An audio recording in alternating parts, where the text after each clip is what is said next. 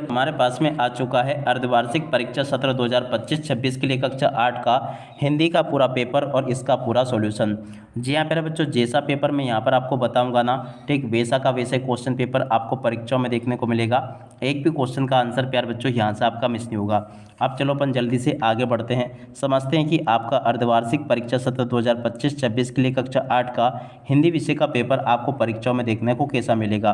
देखिएगा प्यारे बच्चों, आपके पेपर के लिए टोटली आपको 2.5 घंटे का समय मिलेगा। पूर्णांक आपका 60 अंकों का होगा और जैसा पेपर मैं आपको बताऊंगा ना, ठीक वैसे के वैसे क्वेश्चंस आपके पेपर में परीक्षा में आपको देखने को मिलेंगे। तो चलो अपन एक एक करके इन सभी क्वेश्चन के उत्तर को समझते हैं। यहाँ पर प्यारे बच्चों क्वेश्चन पूछा है, वर्दे कविता में कवि किस देवी की वंदना कर रहा है? तो देखो सरस्वती की वंदना कर रहा है। और अब अगला क्वेश्चन, अपराजिता पाठ किस साहित्य विधा के अंतर्गत आता है? तो देखो संस्मरण के अंतर्गत आता है। और अब अगला क्वेश्चन प्यारे बच्चों पढ़ते हैं, गणितज्ञ ज्योतिषी आर्यभट्ट पाठ के अनुसार आर्यभट्ट ने किसकी खोज की थी? तो देखो प्यारे बच्चों इसका राइट आंसर शून्य आ जाएगा। और अब अगला क्वेश्चन अपन पढ़ते हैं, संज्ञा के स्थान पर प्रयोग होने वाले शब्द क्या कहलाते हैं? तो देखो सर्वनाम कहलाते हैं।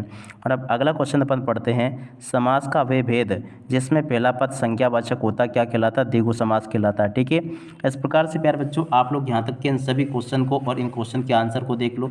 जैसा पेपर मैंने आपको बताया ना, ठीक वैसे के वैसे क्वेश्चन आपके पेपर में परीक्षा में आपको देखने को मिलेंगे।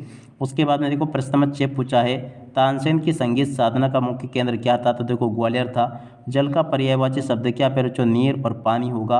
और बुराई शब्द का विलोम शब्द क्या होगा? भलाई होगा। बिरसा मुंडा को लोग के नाम से पुकारते थे? देखो धरती आबा के नाम से पुकारते थे। मुहावरा आंखों का तारा का अर्थ क्या होगा? बहुत प्रिय होना। ठीक है, देखो यहाँ तक के क्वेश्चन के आंसर प्यारे बच्चों मैंने आपको बता दिए। उसके बाद में देखो आगे आपके पेपर में परीक्षा में क्वेश्चन इस प्रकार से पूछे जाएंगे। चलो मैं आपको एक एक करके इन सभी क्वेश्चन के आंसर को बताता हूँ। यहाँ पर क्वेश्चन पूछा, आत्मविश्वास पाठ के अनुसार सफलता प्राप्त करने के लिए क्या आवश्यक है? देखो प्रश्न नंबर 11 जो पूछा गया ना, यहाँ से आप लोग प्रश्न नंबर 11 के उत्तर को देख लेना। ये लिखा प्रश्न नंबर 11 का उत्तर। उसके बाद में देखो प्यारे बच्चों प्रश्न नंबर 12 का उत्तर ये पूछा गया है। 13वें क्वेश्चन का उत्तर प्यारे बच्चों आपको ये दे रखा है। प्रश्न नंबर 14 का उत्तर ये लिखा है। ठीक है, तो यहाँ तक के क्वेश्चन के उत्तर प्यारे बच्चों मैंने आपको बता दिए हैं। और उसके बाद में चलो अपन आगे बढ़ते हैं। प्रश्न नंबर 15 में क्वेश्चन पूछा है, वाच्य के मुख्य भेदों के नाम बताइए। तो देखो प्यारे बच्चों वाच्य के मुख्य भेदों के नाम ये लिखे हैं। प्रश्न नंबर 16 के उत्तर को यहाँ से देख कर लिख देना। 16 तक के क्वेश्चन के आंसर प्यारे बच्चों मैंने आपको बता दिए। अब चलो उसके बाद में अपन आगे बढ़ते हैं, आगे क्वेश्चन और उन क्वेश्चन के उत्तर को देखते हैं। प्रश्न नंबर 17 पूछा, अपराजिता पाठ की डॉक्टर चंद्रा के जीवन से हमें कौन सी सबसे बड़ी प्रेरणा मिलती है? देखो इस प्रकार से आप लोग इन प्रश्नों के उत्तरों को देख लेना। प्रश्न नंबर 47 का उत्तर ये लिखा है। प्रश्न नंबर प्यारे बच्चों देखो 17 का उत्तर ये लिखा है। 17 के बाद में चलो अपन आगे बढ़ते हैं। प्रश्न नंबर 18, रहीम के दोहे के आधार पर सज्जन और दुर्जन व्यक्तियों की धन संचय का उद्देश्य में क्या अंतर है? प्रश्न नंबर 18 जो प्यारे बच्चों पूछा गया ना, इस क्वेश्चन के उत्तर को यहाँ से देख कर लिख देना। ये बता दिया मैंने आपको। प्रश्न नंबर 18 का उत्तर ये लिखा है। और 18 के बाद में चलो अपन आगे बढ़ते हैं। प्रश्न नंबर 19, मुहावरे और लोकोक्ति में कोई दो अंतर आपको बताना है। देखो प्रश्न नंबर 19 जो पूछा गया ना, 19वें क्वेश्चन के उत्तर को यहाँ से देख कर लिख देना। ये लिखा है प्रश्न नंबर 19 का पूरा उत्तर। और 19 के बाद में देखो पहले अगला क्वेश्चन पढ़ते हैं। प्रश्न नंबर 20, निम्नलिखित मुहावरों का अर्थ बताते हुए वाक्य में प्रयोग आपको करना है। 9 2 11 होना और ईद का चांद होना।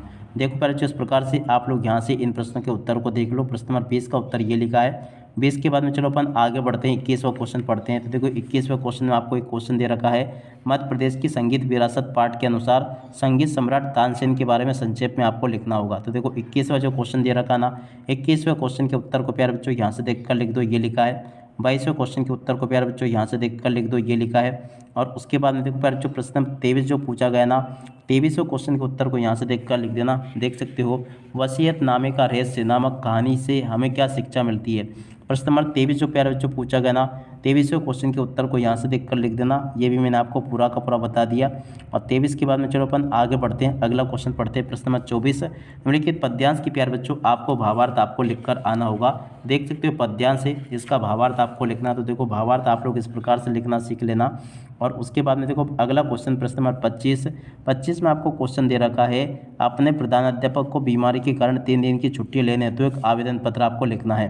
तो देखो प्यारे बच्चों प्रश्न नंबर 25 के उत्तर को यहाँ से देख लेना। ये बता दिया मैंने आपको पूरा का पूरा। 25 के बाद में देखो प्रश्न नंबर 26 का उत्तर ये लिखा है, तो इसको भी देख लें आप लोग और पूरा